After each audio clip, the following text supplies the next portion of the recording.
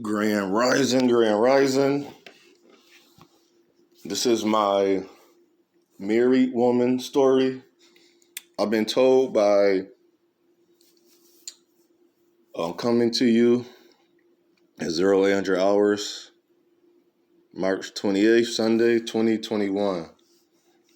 I was told by, I hope all is doing well, everybody doing good, and we all know the story of this guy who always vetted and coddled, and he never really, now this is the one you never really hear, acquiesced to black women whims.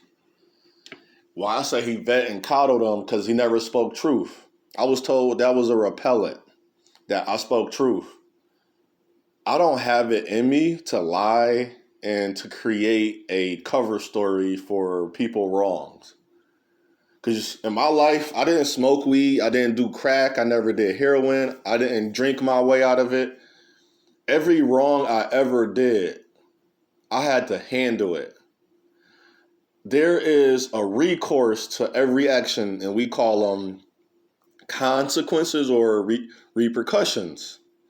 I know every action I do leads up to someone else's life. See, we don't think how our lives intertwine. We intervene, interact, intercession, intermission with each other every single day. You don't realize how your actions affect another one's action, or how it affect the era you was born in, then in the era you live in now. Your actions affect everyone.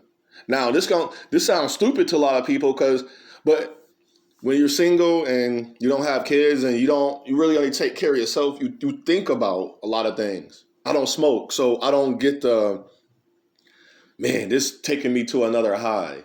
But what I want to talk about is the one main time, and I never been with a married woman. Black women defended the women that help a man cheat. If you help somebody do something, what that make you? If that person's created infidelity, that make you a cheater. If I rob a bank and somebody driving the car, that make them a robber as well, or a thief. If I insist on a murder or a killer, I am a killer. If I insist on any wrong, am I not wrong too? We can't forget that part. So guess what that don't do for me? That do not exempt me from the wrong. And the reason you will be, so in this situation, black women was messing with a married man. Why doesn't that part get talked about? See, we defend that. And the black woman said, and a couple of them, they ain't say it, they were just agreeing with her. I said, cool, agree with her. But I was talking to her directly, then through sending me direct messages. And it wasn't, as you see, I will show you, one day I'm going to show you my direct messages. I don't argue with no woman. I don't care what her race. I don't argue with a woman. I give my point. You could say I'm stepping down. No, because I learned certain things. I was even told by a black woman I'm not as aggressive, or no, I give you your space to talk. Eventually, after you done talking, is ask somebody to eat. I'm going to feed them first. Let them talk. That's feeding them. Then now, after they full, now it's my turn to talk. That's not passive aggressive. That's me learning that this person have a lot more, or now the word I may not have in my head, have a lot more to say, and I have a lot more to understand. Even in this situation, I'm not saying I'm right or I'm wrong, because as you say, two wrongs don't make a right. But you're going to go left so many times till you make a right. So what I'm saying is, I've talked to a married woman before, but something was off. But this is also what I did. I asked questions. I remember one time I asked a lady, I was getting to know, have you ever been to jail? You know what? Now, it's some answers. Sometimes you don't have to ask people all these questions. Sometimes you just can pay attention. Well, for me, when I'm dating or the type of man I am or the person I am, I notice little things. You can step in my room and not go inside of my room. I know you stepped in my room. Don't ask me how I know. I just know. That's something that some experiences that when people talk about things, it's some experience I don't get rid of. And it's some experience that has nothing to do with an insecurity or me being a weak man or a weak black man or feminized or emasculated. It has Kadi or Vedic. It has nothing to do with that. It's just me having a knowing about me. We call it that sixth sense, intuition. It's very spiritual. Whatever guidance that energy, that frequency is showing me, I don't disagree. It kept me good my whole life. And so I was with the lady. I said, this is not adding up. Yes, she was free because she ain't have children. Beautiful. I mean, if you can take a beautiful woman, I just say I love Sanaa Lathan. Sanaa Lathan, when she played a business role, not the cheating, not like Family That Prays. Oh man, I hated that movie. I'm mad at her for that movie. She said she never watched it. I wouldn't either. But when she dressed in her business attire, I mean, good attitude. I don't mean the cheating part. That's the type of woman I was dealing with. That was the type of black woman I was around and being with. Just that demeanor. She was working hard. She was into me. And I would go over her house. Because this is the crazy part. She had her own separate place from her husband. Never had sex. Never kissed her, no nothing. And I found it weird. It was just not adding up. But this is the whole moral. Never, we went out, we did. It didn't last long because I'm a type of person. And the woman has said, she said, what if a woman cannot answer all your questions? I said, eventually, as a woman won't date a man that don't have a job. I'm going to do my homeless talk one time too. I'm going to break it down because not all homeless people are created equal.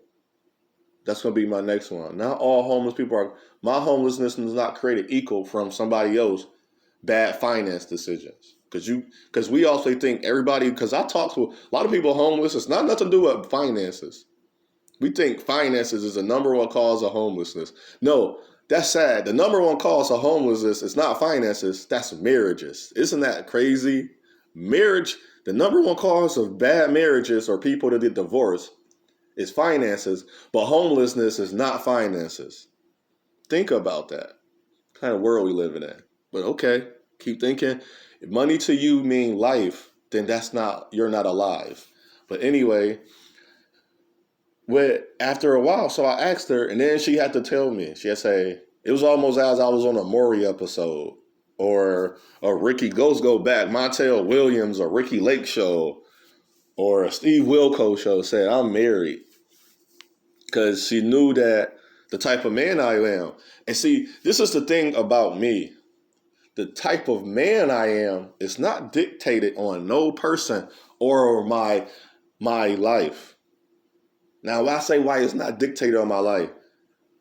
When I was making $50,000 a year, I wasn't doing anything different from when I'm making $25,000, $35,000 a year. Think about that. When I was making more money, I was in the whatever percent of black men. From what age was this? I want to say, I'm going to give an even number, 20 to 32. Excuse me. I'm just going to give it a 20 to 32. And that's not knowing about finances either. So I didn't do my money right, but that's another story I'll get into another time. That's why also I tried to give my cousins, my male cousins, my nephew, good pieces of information. Do this, do that. Not do it, but guide them and challenge them. Say, man, did you say that? Did you challenge themselves? Not from what I'm saying, challenge themselves. If I'm making 21, one cousin's making 18 to 19 now, the other 21. That's great money for 22 and 23, 24. That's great right now. Now is what you doing with it. What is you doing outside of that? Now let's learn about credit. I'm get to show them things, and they don't get to mess up first.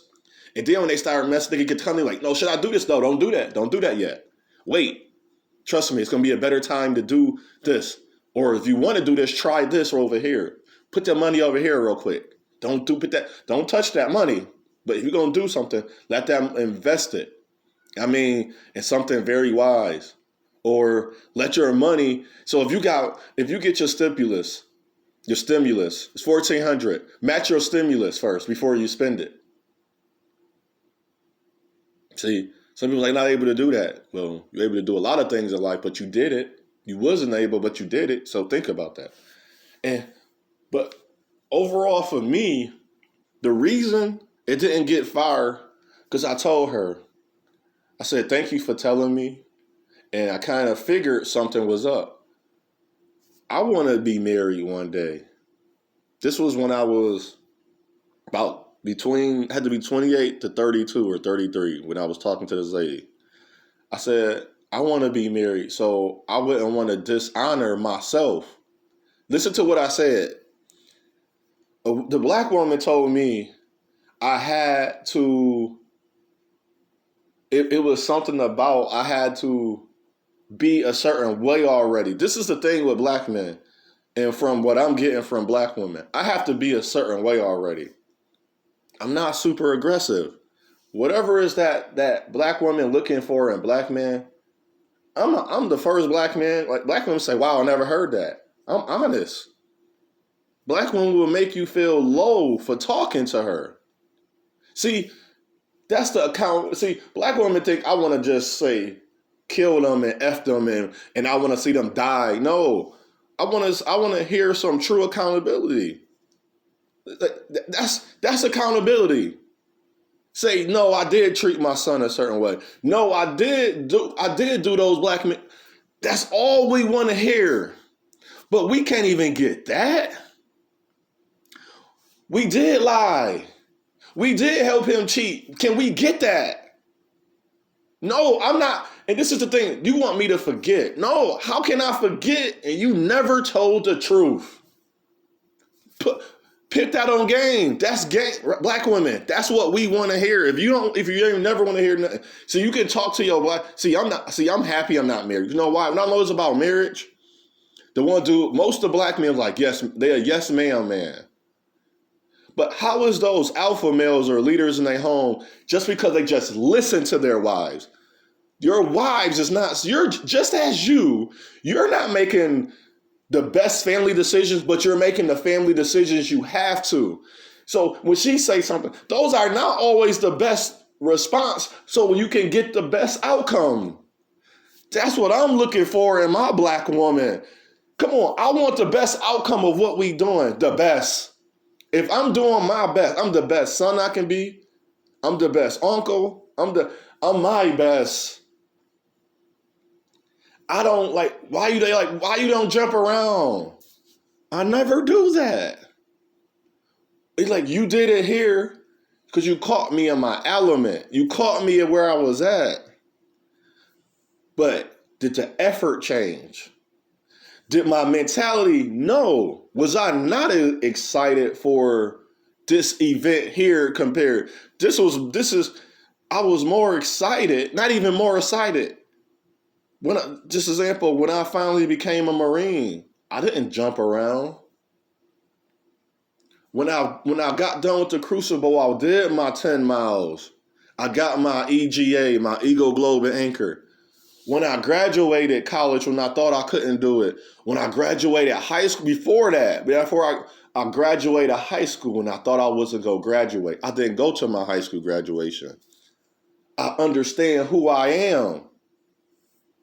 My man I am. Now, this is where I will have to say I agree and I disagree more so. My learning of the person I am don't have to take a great fall. It don't have to take. So I didn't have to mess with a married woman to know that I will be hurt. If I decided it's called karmic. It's called reap. We call it karmic or karma. No, it's called you reap what you sow. I did not want to mess with a married woman. I don't care what nobody. Don't we learn? I was told, and I pay attention, and it's true. But I say that the age is a little higher. We learn right from wrong at the age of 8. It's actually 7, because it's 7 scores. That's 7 years. So age of 8.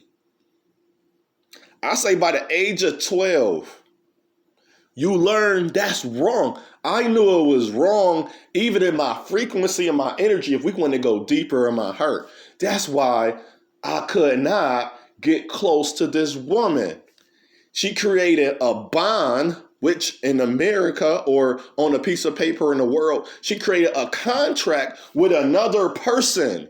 I could not interrupt that contract. If I interrupt that contract is null and void on my side. Listen, if I cheat on my woman, I defile. I am an infidel. We call them black men, they call them incels. No, he's an infidel. I become an infidel once I cheat on my woman. I broke the bond. I broke, if you were married, the contract. But if I'm getting to know her, I'm courting her, and if I'm in the marriage with a woman, I have broken everything, the commitment, the loyalty, the trust, the honor, the cherishing of my woman. So if I don't want that broken on my end, I could not I could not break that on her end. See, this is what I say. A woman said she disconcerting about way I guide and challenge my nieces and nephew. No, you do wrong. Remove that wife. Remove her husband. What did I do? This is how I think. And this is not coming from a 38 year of age, Otho Williams Jr. This is coming from the 8 and 12-year-old Otho Williams Jr. What mark are you setting for yourself when it comes to loving you, being loved, in love, or loving? I cannot give her what somebody else was giving her. She could not give me what she was giving someone else. Don't matter if that's on her. She broke her bond, her commitment when she dated me. And when I found out, guess what I did? I ended it. No sex and no, I am very happy. I followed. I say this, there were walls. Now my walls kept me safe. A woman, see, this is the scary part about this whole situation. We'd rather talk about it, and I have yet to listen to one person intersect the whole situation. We didn't blame the cheaters, the women that was cheating. We blamed him, and then we made fun of his wife. How you make fun of the wife? She accepted that he did this, but they never took, I can tell they never took the time out to try to mend. Now, you can mend brokenness. If you cut yourself right now on your arm or your hand or your finger or prick yourself, it becomes a wound, blood comes out. So everything has to come out first because the wound has been opened. See, at first it was just a bruise. Just beating it, because nobody was intersecting. Nobody was talking about it. They weren't even taking care of it. When everybody found out, it busted a womb open. Now, guess what? Everything's coming out. Sorry, this woman don't have to, Mrs., you don't have to explain yourself. I wish I knew you. And sorry, that's a beautiful woman. I don't know. No matter, I don't say nothing negative about black. I just hit on responsibility, accountability, and the truth. She's beautiful. With that woman bonnet on and them glasses and her army suit, she looked better than damn near 60% of black women. Take off y'all weave. Take off your lace fronts. Take off your blonde wigs. Take off your lashes. Take off your makeup. Now come look at me and talk your stuff.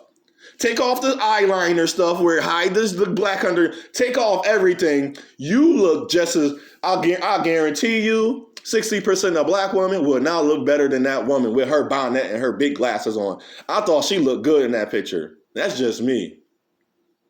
That's just me.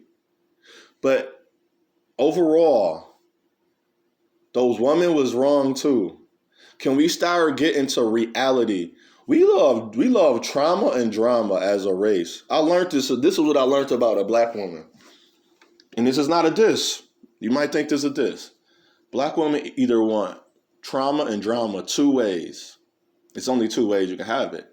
You can watch it, which a lot of black women do, or you are part of it, which a lot of black women are. So it's 50-50, maybe 60-40. But I guarantee you, y'all won't look better than Mrs. when she got her bonnet and her big glasses on. She looked good. You see them lips? See them pretty eyes? Even her army suit, I thought she beautiful. Y'all can diss her and say she dissed this and that. But how many of you cheated with a married man? How many of you was with a married woman? I'm not exempting myself, but I'm saying I had to understand if I wanted something great for my life, I want to be married. I can't mess with a married woman. I can't help a married woman cheat on. I'll leave that to some other man. If he okay with that, cool. For me, this is the for me part. Thank you for listening. And I hope you grab something out of this for my young brothers and the young sister. If you ever see this, hope you grab something out of it. Listen to the word. It's up to you. You are committed. I'm committed for me to myself first. I'm not committed to no woman. I can ask a woman out on a date right now. I'm still not committed. I'm not obligated until I make a bonding agreement, which is a commitment, but in the marriage is called a contract of marriage, a union, but I'm not going to do all of that. We're going to do different things, but we're still going to be under the law, but it's going to be under love. So everything that happened, no, I want you to cry. When you go out and you think you're doing me wrong, no, you hurting yourself. And I'm sorry, I don't care what I'm the best black man that a black woman gonna find. I'm not the best black man for every black woman, but I know the best black woman for me, that's the black woman I'm gonna see. I'm the best black man that a black woman gonna find. For every black man she gonna see, I'm the best black man she's going. But this is what she's going to see. What I'm going to find and what she's going to see. I'm not talking about the whole black race. Because I know what she's going to have. I know who she is. I know who I am already. I'm love. I already have it. My marriage is in me. Don't matter if I ask her to marry me in 6 years or 8 years or 3 years. That's in me. It has nothing to do with her talking about the love I have. So I want you to get this in your mind real quick. What do you want? Do you want that? And if you do, what are things you are doing to get to there? What are things you're doing are you committed to yourself? I don't care about, no. Having a job that's not how are you treating your body? How are you treating your spirit? How are you treating yourself when you interact with a person? So I know this to be true. As a black man and a black woman, when you date, I don't care what race, but you with a black person, are you treating all those black men the same? Are you giving those same black men the same opportunity? No, you're not. So stop saying you are. I can know you're not. I can tell I've been treated different, but I don't worry about that because I know how I treated you. I know. I know how I treated her. So what I say unto one, I say unto all. It's your path, it's your journey, it's your choice. Be a better commitment. Be a better loyal. Be a better lover. And choose wisely on things you say and do and how you live. That stuff affects somebody somewhere. Somebody child, somebody home, your future child, your everything, even if it's not there. That's how I look at it. My future can be affected by my actions I do today. And you have a great day. Thank you for listening. Thank you for watching it.